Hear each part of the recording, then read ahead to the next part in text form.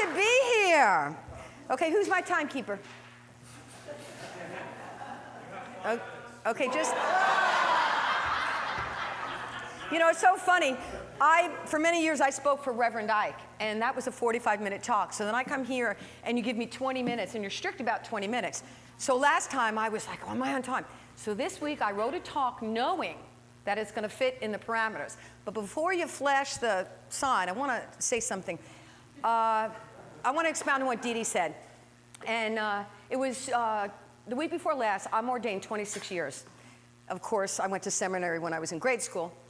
And I know spiritual community, and this is an amazing spiritual community. And you may not know what you got, as my mama would say. You ain't know what you got, so it's what you gets. Well, what you gets here is amazing.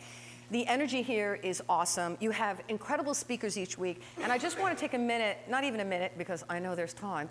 I want to just take a few seconds and really acknowledge Nick and Joseph, because the amount of work.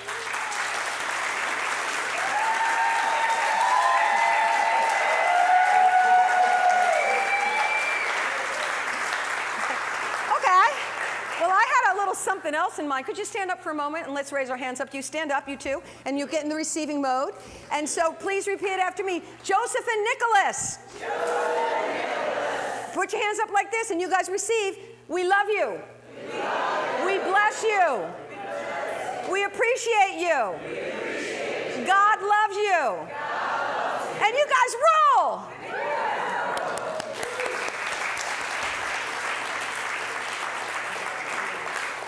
Takes a lot to do spiritual community. And one more thing before I go on the clock. I am giving a handout today because I'm giving you real spiritual food, because I'm only out here, I don't know, 2-3 times a year, however, often you invite me. And so I want to make sure you have takeaway, and yeah, take notes, it's a good idea, but I want to make sure that you have the main principles on a little handout sheet, and Janet, Grace, and I will give them to you upon completion. Okay, go. Okay, I'm looking, Nicholas, okay. A new young monk arrives at the monastery, and he's assigned to help the other monks copy the old canons and laws of the church by hand. And he notices, however, that all the monks are copying from copies and not from the original manuscripts. So the new monk goes to the head monk to question him about this, pointing out that if someone had made even a small error in the first copy, it would never be picked up. In fact, the error would be continued, all the subsequent copies, year after year after year. And the head monk said, "We've been copying from the copies for centuries, my son, but you make a very good point." And so the head monk goes down into the dark caverns underneath the monastery where the original manuscripts are held and locked in a vault that hadn't been opened for hundreds and hundreds of years. So he goes in there. And hours go by, and nobody sees the old abbot. And the young monk gets worried, and he goes downstairs to look for him, and he sees the abbot is banging his head against the wall, his forehead, it's battered, it's bruised, and he's crying uncontrollably. And the young man says to the old abbot, Father, what is wrong?" And the abbot, he's choking, and his voice is creaking. He replies, No, they got it wrong. The word is celebrate. Get it?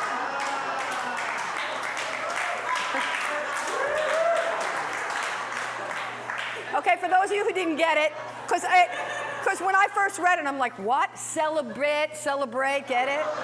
Okay, that was for those of you who were like me, didn't get it. Right? This is a New Thought spiritual community, New Thought. And I'm very curious, who here has studied New Thought?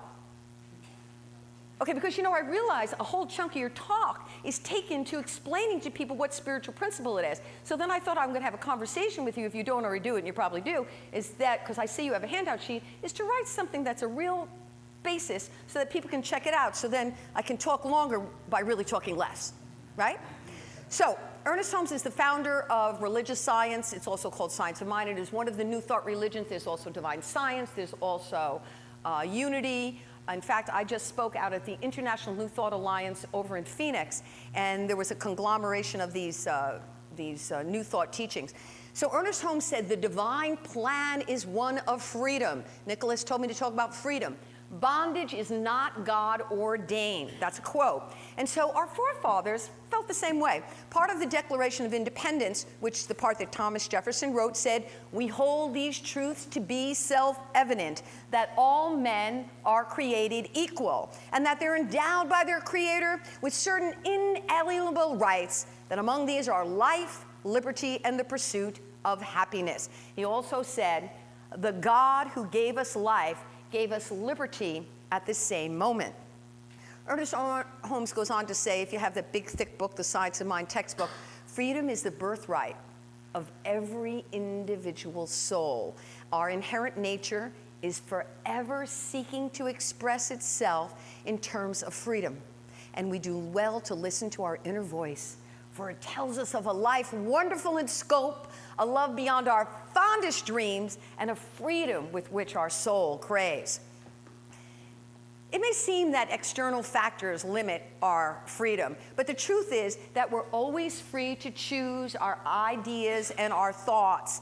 And study Viktor Frankl if you want to learn more about that. And this is how we determine our circumstances. Thoughts held in mind produce after their kind according to the strength and the desire contained within the thought. And you've heard me say a million times that feeling is the fuel that propels thought into manifestation.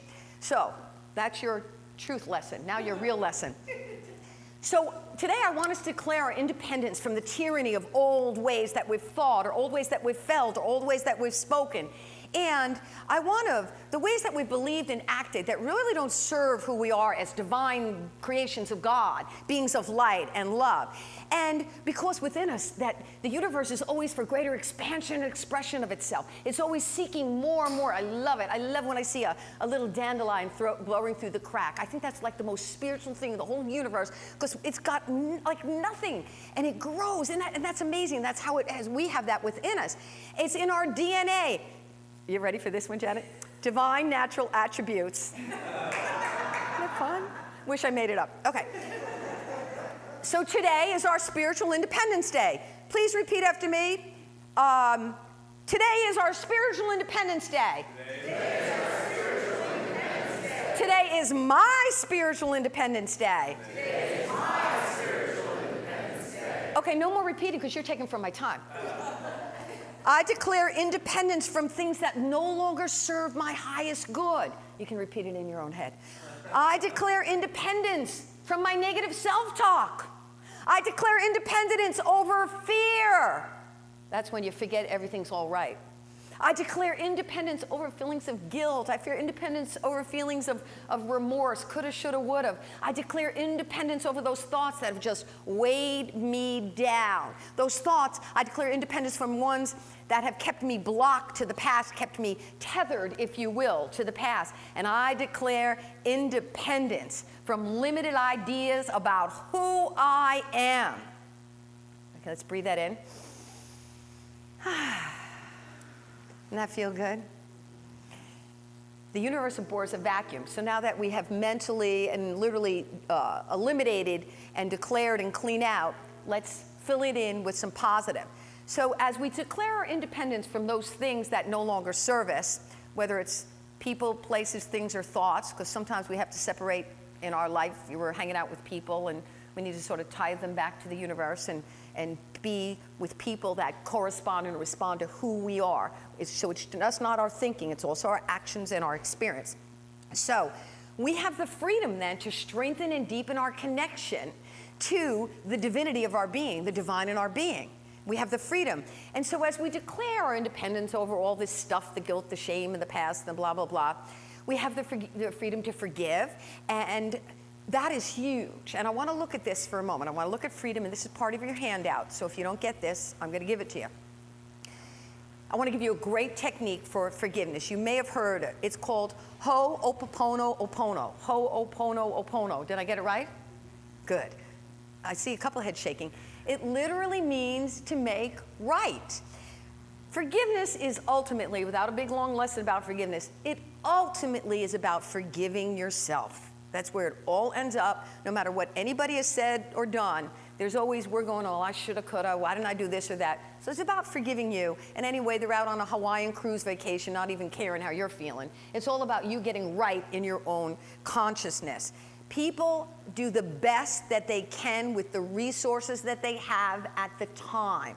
So that's one thought for healing that's for forgiveness, it's very healing to realize, the person did the best they could in their state of consciousness, and even you. I say, God, I should have known better. No, I knew better. Well, if you knew better, you would have done better. And even if you think you intellectually knew better, unless you had embodied it and really embraced it and understood it, then you wouldn't have done better. So it's where your consciousness is. Now, this Ho'oponopono is the big H. It's an ancient Hawaiian art of healing. It's a way of resolving conflicts between people and families or group. Dr. Hugh Len is the creator of it, and he believed that the universe of God, the universe or God, whatever you choose to call it, was inside of us. And he developed this method for individuals to intellectually meet whatever they would encounter in your daily life, because stuff happens. I like to say shift happens. There's an F in the word. Shift happens. I'll give you I got bumper stickers when we get home. Shift happens. And he declared it, decreed it as a way of clearing or cleaning out our past conditioning in our subconscious mind. So the goal of the practice is to return to zero, neutral zone, ground zero, neutral. And that's when our memory is not running us, or our consciousness, and it's not, no longer is our past conditioning keeping us locked in old behavior and consciousness. So it's when we're at peace with whatever we encounter. So here it is. It's four phrases. It's real easy. I'm sorry. Please forgive me. Thank you. I love you. I'm sorry. Please forgive me. Thank you. I love you. One more time. I'm sorry. Please forgive me. Thank you. And I love you. Now, most people just take those 4 phrases and chant them and do my kind of thing. I have my CD of jingles putting affirmation to music, so it's my kind of idea that you take them and say it over and over and sing it to yourself. Now, that's how most people do it. They just take those phrases and say them over and over again. However, some people will take them and they'll say, I'm sorry that, and they'll fill it out. Please forgive me for blank, or thank you for, and then end it with I love you.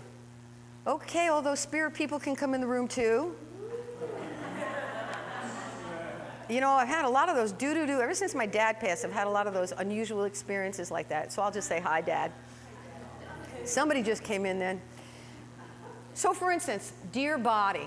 As I don't know about you because, I stopped rocking a bikini a couple of years ago, so.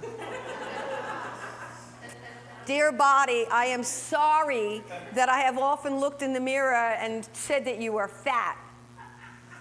Please forgive me for devaluing you and making you feel unattractive and consequently insecure and uncomfortable.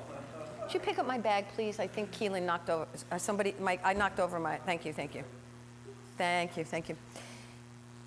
And so isn't that what we do? Is that, so then you go, so please forgive me for devaluing myself. Please forgive me for making me, and then thank you for allowing me to focus on the truth and what is loving and what is kind, and by living in that way, and then I love you. So if you want to make the extended version, got it? Okay, if you don't get it, you call me, you send me an email, we'll take it. But it's real simple. I'm sorry. Please forgive me. Thank you. I love you. Keelan, thank you. I appreciate that. I'm sorry. Please forgive me. I love you. Thank you. Thank you very much. Of course. Here. I'm sorry. Please forgive me. Thank you. I love you. Okay, I want to look at the individual phrases quickly. I'm sorry. That encourages us to take responsibility, to own up to the circumstances, what we're doing, rather than denying it, because a lot of times we deny things. We don't even want to look at it. We don't even want to face it. And so we really own our feelings and our actions and our thoughts and whatever is going on in our life experience, because it's all a result of our consciousness.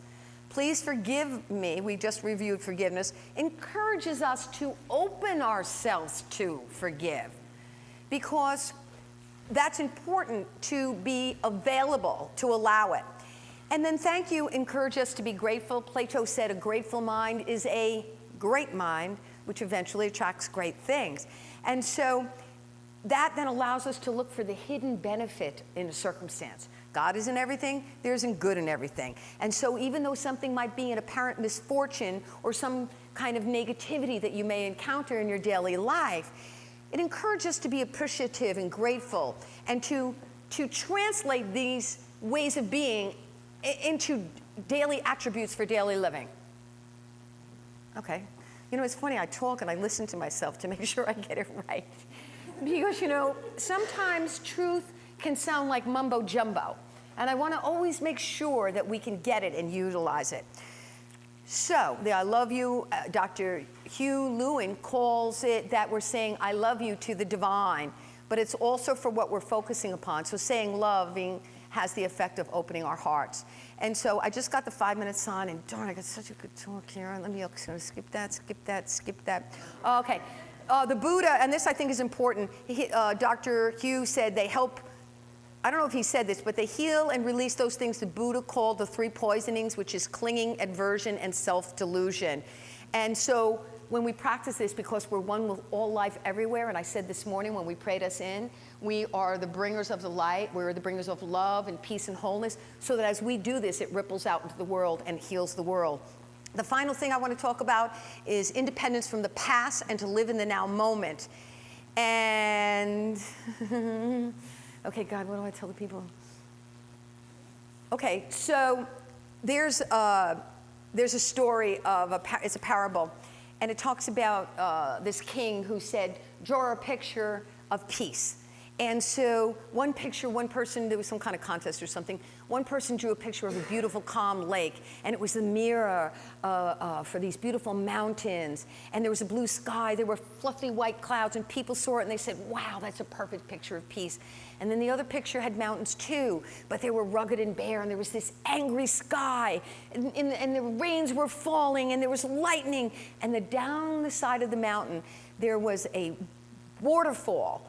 And it didn't look peaceful, this picture, but if you looked closely, you could see behind the waterfall was this itty-bitty bush, and in the bush, there was growing a crack in the rock, and there was that in the bush, there was a mother bird, and she had a nest, and in the nest, around all this angry storms and this angry water rushing, the mother bird had sitting in her nest in perfect peace, in perfect peace. And so the king gave that picture to the prize, because it really reflected, even in the midst of turmoil, that we can in fact be in perfect peace. And so today I call upon us to declare independence over the past, and that we can have the freedom to live in possibilities. We can have the freedom to live full out. We can have the freedom to live in peace and experience greater and greater ease, greater and greater peace, greater and greater joy, and all good. And there's a formula. My friend Janet Grace Nelson, check her out, janetgracenelson.com, famous inspirational world traveler teacher. She came with me today. This is a 4-step formula she taught me, and she learned it from one of her teachers who learned it from one of their teachers. You ready? Yes. Yes. Thank you. Thank you. More, please. More, please. Even better. Even better. Okay, I wrote it down for you, okay? But isn't that fantastic? So yesterday we're doing something really good happen. I hear Janet going, yes, thank you, more please, even better. And I was like, yeah, we're gonna teach that to the people tomorrow. So saying yes is about our ability to receive. So what does that mean? That means you got to stop telling your story. I don't want to hear your story anymore about how your husband took up with a chick who was 20 years younger and moved in and you got moved out. I don't want to hear it anymore. Stop telling it. And I think, by the way, if you have a good counselor and they validate you empathetically, you stop telling it anyway. But stop telling your story.